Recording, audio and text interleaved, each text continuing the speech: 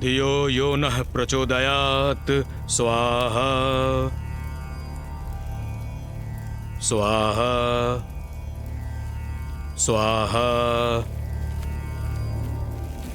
स्वाहा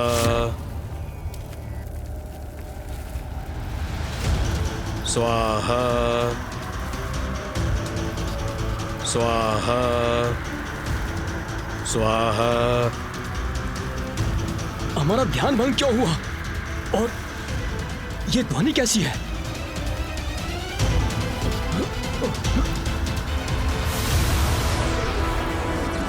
वो आकाश में क्या है?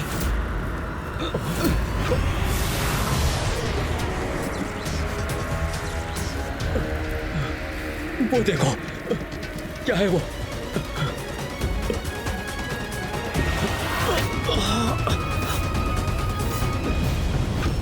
हमारे हवन की अग्नि शांत कैसे हो गई? हमारे यज्ञ में व्यवधान कैसे आ गया? क्या कारण है इसका?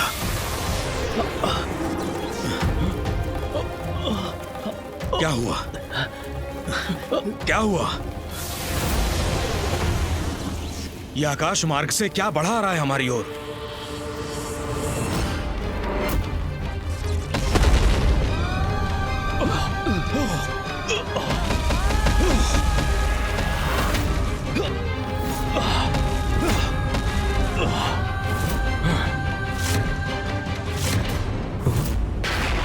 कौन है ये? कौन है ये? कदाचित ये तो असुर हैं। इनके विषय में सुना है मैंने, रसातल वासी हैं ये। किंतु ये अपनी सीमा लांघकर पृथ्वी पर क्या कर रहे हैं? इनका यहाँ आगमन सर्वथा अनुचित है। कौन हो तुम सब? क्या चाहिए तुम्हें और क्यों आए हो तुम यहाँ? आक्रमण!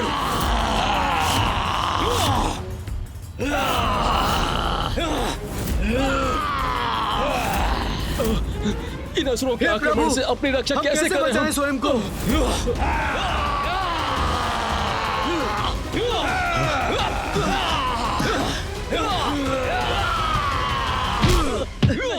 रक्षा कीजिए प्रभु, हमारी रक्षा कीजिए। छोड़ दो!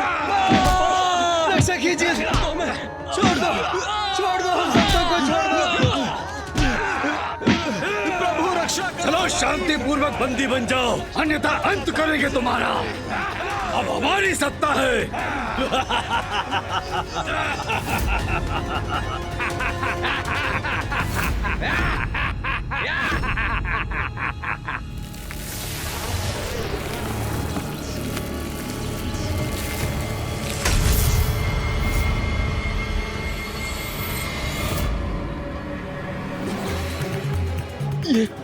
ये वन क्यों है यहाँ?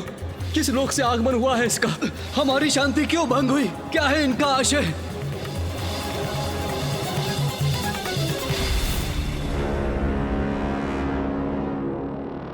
तुम्हारे सभी प्रश्नों का उत्तर मैं हूं। मैं तुम्हारा स्वामी दारुक।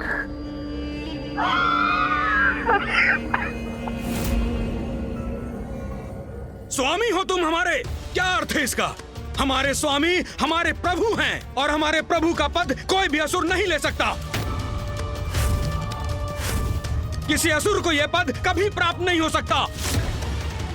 बताओ, कौन हो तुम और तुमने यहाँ आने का दुस्साहस क्यों किया? क्या चाहते हो तुम? तुम मुझसे पूछते हो? मुझसे पूछते हो क्या चाहता हूं मैं? अरे ऋषि मुनि होना, ज्ञानी होना, कैसे मूर्खतापूर्ण सवाल करते हो? क्या चाहता हूं मैं पृथ्वी चाहता हूं, पृथ्वी चाहता हूं मैं, पृथ्वी चाहता हूं मैं, पृथ्वी चाहता हूं मैं। समझ लिया? यह अनुचित है। मां भुवनेश्वरी ने सभी प्राणियों को उनकी प्रवृत्ति के अनुसार लोक निर्धारित किए हैं। मूर्ख ऋषि, हमारी यही प्रवृत्ति है, छीनने की। हम किसी नियम का पालन नहीं करते। हाँ, और यदि तुम्हारी माँ भुवनेश्वरी ने कोई नियम स्थापित किए हैं तो अभी के अभी मैं उन्हें परिवर्तित कर देता हूँ, परिवर्तित कर देता हूँ।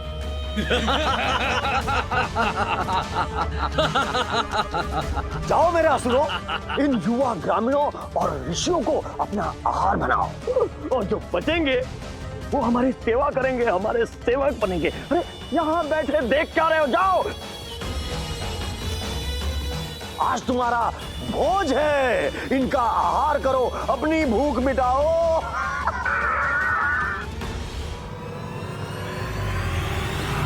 ये कैसा संकट है? कौन करेगा हमारी रक्षा?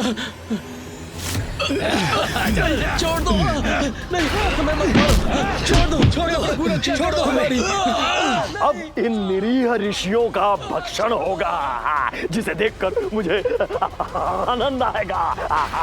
आपने उचित कहा था स्वामी, हम असुर ही इस पृथ्वी सत्ता के योग्य हैं। अरे क्यों रहे हम असुर उस उजाड़ रसातल लोक में, और ये बलहीन शाकाहारी ऋषि इस पृथ्वी लोक का आनंद उठाएं। हाँ, मात्र इसलिए कि ये देवताओं को प्रसन्न करने के लिए यज्ञ करते हैं, हवन करते हैं। हाँ?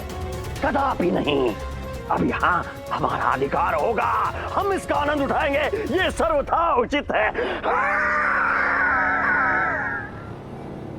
पृथ्वी पर हम असुरों का साम्राज्य होगा और मैं होऊंगा सर्वशक्तिशाली असुर सम्राट दारुक।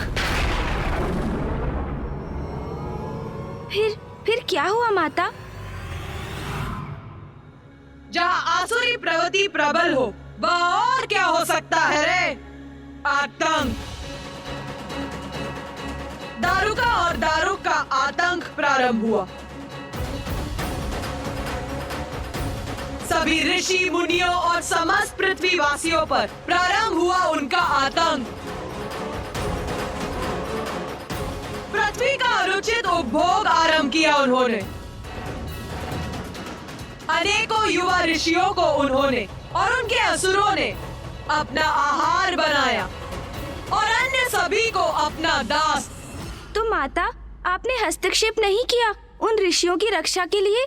नहीं, क्योंकि मैं उनकी भक्ति की परीक्षा लेना चाहती थी, देखना चाहती थी कि उन्हें मुझ पर कितना अटूट विश्वास है। मेरे हस्तक्षेप के लिए उन्हें मेरे और देवताओं को पुकारने की आवश्यकता थी। उन्हें मेरे प्रति अपनी भक्ति दर्शाने की आवश्यकता थी, और उन्होंने जो किया उसने तो मुझे भी चकित कर दिया। ऐसा क्या किया था उन ऋषियों ने माता?